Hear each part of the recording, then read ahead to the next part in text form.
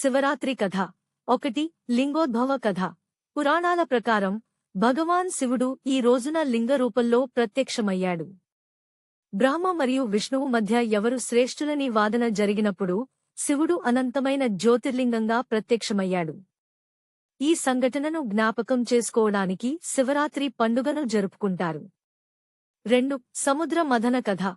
సముద్ర మథన సమయంలో విషం బయటకు వచ్చినప్పుడు భగవాన్ శివుడు దానిని తాగి ప్రపంచాన్ని రక్షించాడు.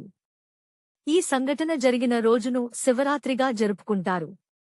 3. చంద్రుడి కథ.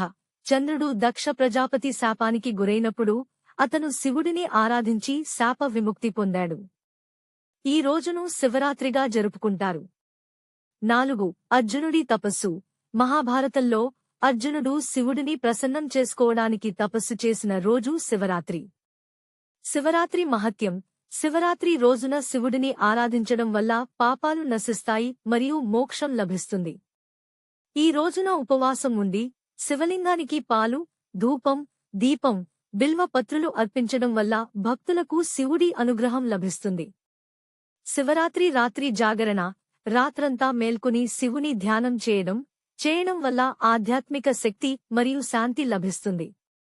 ఈ రోజున శివుని నామాలను జపించడం మరియు శివమంత్రం నమః శివాయ ను పఠించడం వల్ల మనస్సు శుద్ధి అవుతుంది.